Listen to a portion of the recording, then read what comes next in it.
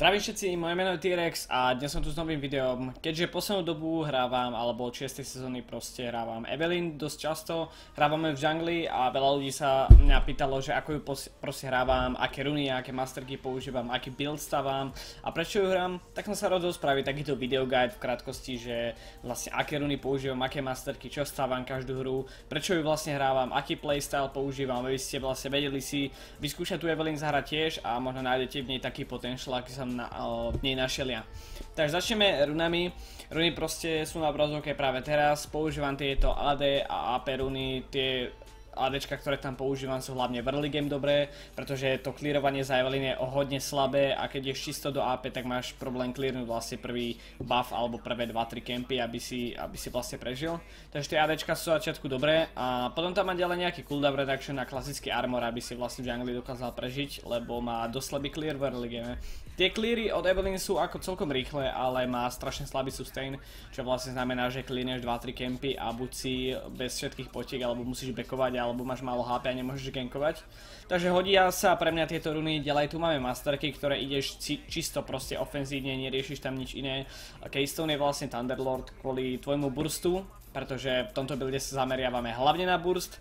Pôjdeme čisto proste full burst build a AP Assassin, full AP, full burst vlastne Assassin, keďže to je hlavná podstata Evelynn podľa mňa. Má permanentný invis, čo je na nej hodne dobré a preto nepotrebuje podľa mňa resisty, pretože fightom, ktoré, alebo proste nepriateľom, ktorých nedokážeš zabiť, sa dokážeš vyhnúť, keďže si stále v neviditeľnosti. Snaží sa zameriavať vo fightoch na squishy targety, na AD carryčka, na midlanerov, ktorí nemajú žiadne resisty, ktorí majú proste málo životov a ako náhle postavíš 1, 2, 3 itemy, tak ich dokážeš vymazať na jedno kombo, čo je za pol sekundy.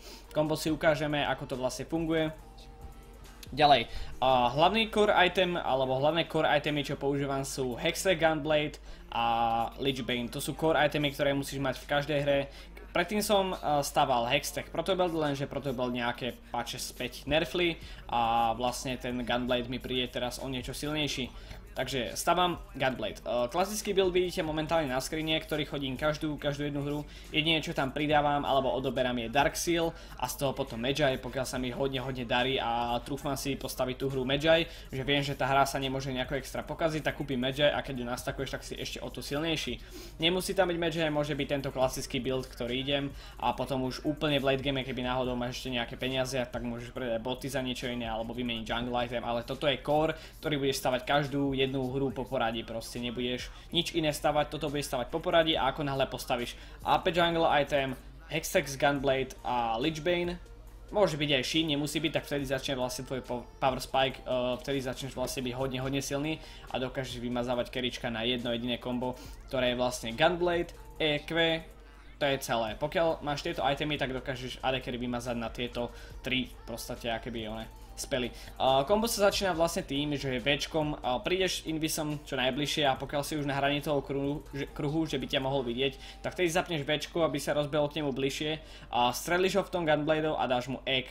Niekedy, keď to použiješ správne, tak dáš mu taký burst damage, že typek nestihne ani zareagovať a proste instantne zomre.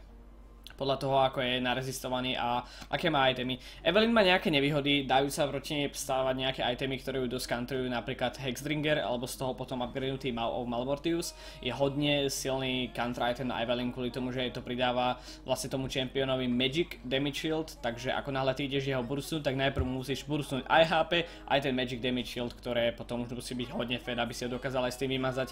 Takže to je dosť taký counter item na ňu hlavný a dokáže to stavať aj AD carryčka, aj kadejaký proste bruisery, hotshow a je to dosť problém, keď to postavia, musí si potom dať pozor, alebo proste najprv musíš dať nejaký damage, waste ním ten napríklad Hexdringer a potom ich môžeš doraziť. Alebo proste nebude to burst sekundový a bude to trvať viac, ale mal by si aj keď majú Hextech. Keď majú Hexdringer, mal by si ich aj tak 1v1 zabiť, pokiaľ sú sami.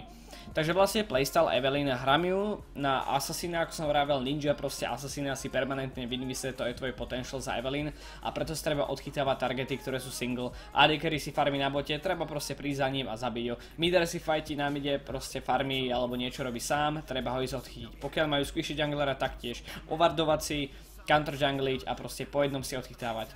Treba myslieť na to, že Evelynn má veľmi slabý early game, nemá skoro žiadne CC, CC je vlastne Crown Control, Stuny, Fear, Snare a tak ďalej. Jediné CC, čo má Evelyn, je ultina, tu vlastne keď popne, tak to dá nejaký ten slow, čo je nič moc, takže v podstate nemá žiadne CC. Na to treba dávať pozor hlavne v early game, pretože ganky sú dosť slabé, pokiaľ napríklad tvoj midlaner alebo tvoj bodku nemá extra CC a nedokážete proste zabiť oponenta. Takže Evelyn má dosť slabý early game a z toho dôvodu je treba proste brať radšej čo najviac killov v early game, pokiaľ sa dá, je OK, keď necháš midlanerovi alebo niekomu kill, ale pokiaľ sa dá, tak ho treba zobrať, aby si čo najviac mal killov a čo najrýchlejšie postavil itemy. Ako náhle postavíš ako vrajím 2-3 itemy, tak absolútne to CC nepotrebuješ, proste prídeš a squishy target vymáš 10 sekundu a nepotrebuješ nič riešiť. Preto je to cheesy pick, proste potrebuješ mať tam tie nejaké killy. Pokiaľ sa ti nedarí, dá sa z toho dostať potom mid game, v late game, pokiaľ postavíš už nejaké itemy, už to lepšie, treba potom dofarmiť a v niektorých hrách je to ťažké, musíš vlastne nájsť ten spôsob, musíš improvizovať v tých hrách a snažiť sa stále chytiť niekoho samého, predsa len si asasína, to asasíni robia. Aj keď proste typci sú zhoraní a hrajú proste 5, tak vždy sa niekto oddelí vo fightoch v late game.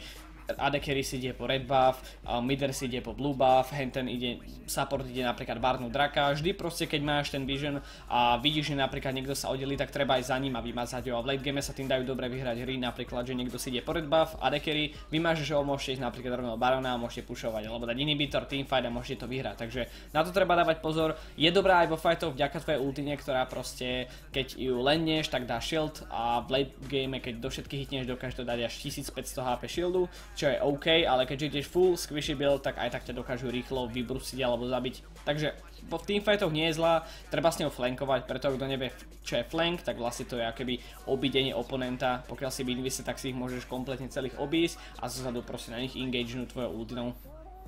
Takže treba dávať na to pozor, že si squishy s týmto buildom a netreba sa púšťať Rambo 1v3, 1v4, pokiaľ nie si hodne fed a treba si odchytávať nepriateľov proste po 1v1 a pokiaľ máš dobré itemy, tak nie je šanca, aby ťa porazili. Vybustíš ich bez toho, aby proste stihli zareagovať nejako a tvoje Ečko funguje tak, že keď ho už proste použiješ, tak aj keď niekde flashne za stenu alebo niekde, tak sa už použije a dá mu to ten burst damage, takže v late game sa dá dobre odchytávať. Máme tu aj nejaké ukážky, takže určite pozerajte a sledujte, ako sa dá vyhrabať, aj keď pokazíš early game, ako v late game sa dá one-shotovať, ukážeme si správne kombo a tak ďalej, takže zatiaľ sa majte, ahoj.